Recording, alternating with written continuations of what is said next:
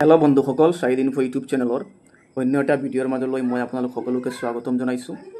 বন্ধুসকল, মোৰ বন্ধু এজনৰ ফোন আহিল যে তেখেতক থানাৰ পৰা ফোন কৰিছে যে তেখেতৰ নামত কিবা এটা কমপ্লেইন হৈছে। যে কমপ্লেইনটো হ'ল তেখেতৰ নামৰ চিম এখন কিবা এটা তাৰমানে ইলিগেল বা অনৈতিক কামত জড়িত হৈ আছে। বিশেষকৈ কামটো ছোৱালীৰ লগত জড়িত।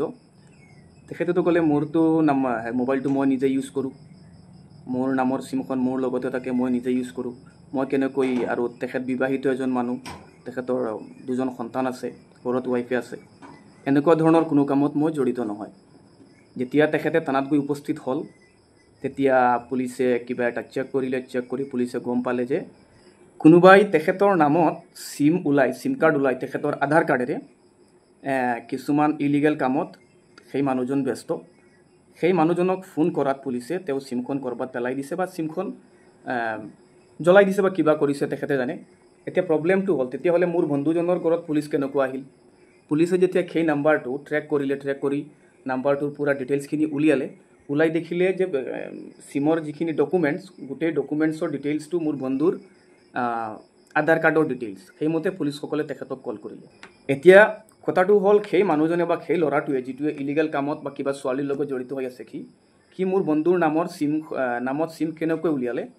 আমি যেতিয়া চিম এখন উলিয়াবলৈ যাওঁ তেতিয়া কিছুমান ছাতিৰ তলত বহি কিছুমানে চিম বিক্ৰী কৰে, কিছুমান অপাৰেটৰ আছে, কিছুমান দোকানত আমি আজিকালি চিম পাওঁ।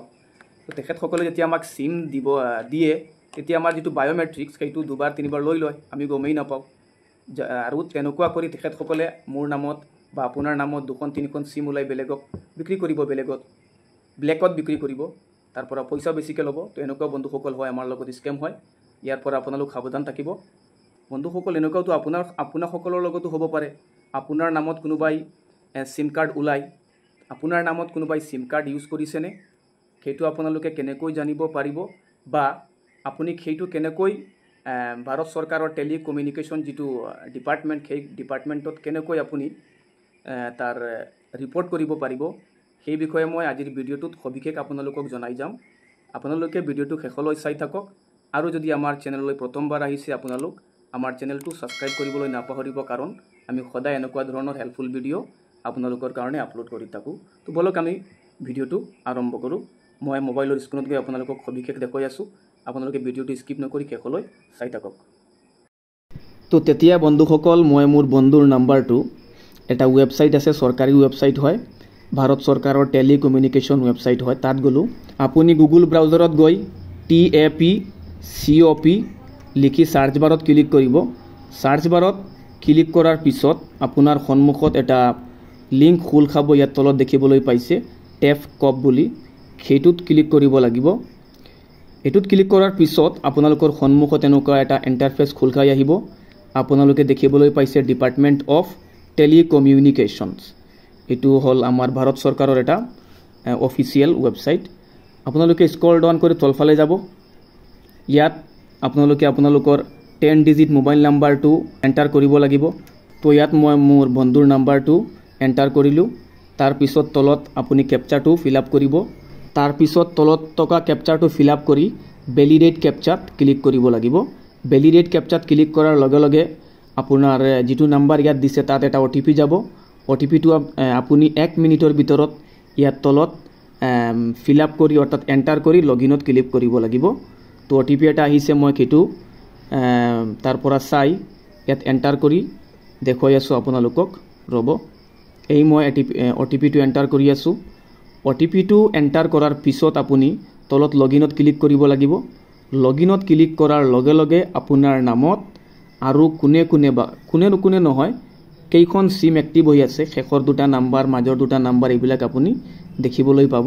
তো মই অলপ পেজটো স্ক্ৰল ডাউন কৰি দি আছোঁ। এই ইণ্টাৰফেচটো স্ক্ৰল ডাউন কৰিলে এই প্ৰথম যিটো নাম্বাৰ শেষত 04 থকা, সেইটো হ'ল মোৰ বন্ধুৰ নাম্বাৰটো।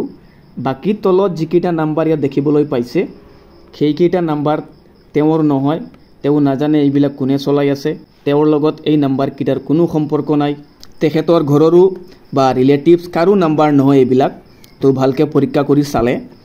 তো এতিয়া কথাটো হ'ল, এই তেখেতৰ নামত মানুহসকলে চিমবিলাক ক'ৰ পৰা পালে? তাৰমানে ইয়াত দোকানদাৰসকলে বা অপাৰেটৰসকলে তেখেতৰ বায়'মেট্ৰিকটো লৈ তেখেতে গম নোপোৱাকৈ ব্লেকত সিমখিনি বিক্ৰী কৰিছিল বেলেগৰ তাত আৰু বেলেগে এতিয়া ভাবিছে তো আমাৰ কোনো চিন্তা নাই যিহেতু আমাৰ নামৰ আমাৰ ডকুমেণ্টছৰ সিম নহয় আমি য'তে ত'তে ইউজ কৰিব পাৰিম তো ইয়াত দেখিবলৈ পাইছে আপোনালোকৰটো এনেকুৱা চেক কৰিব পাৰে এতিয়া আপুনি কৰিব কি এই গোটেইকেইটা নাম্বাৰ ইয়াত আপুনি সিলেক্ট কৰক যিকেইটা আপোনাৰ নহয় কিন্তু আপোনাৰ নামত এতিয়া আছে তাৰ পিছত আপুনি এনেকুৱা টিক মাৰ্ক লগোৱাৰ পিছত আপুনি ইয়াত যে দেখিবলৈ পাইছে খুফালে নট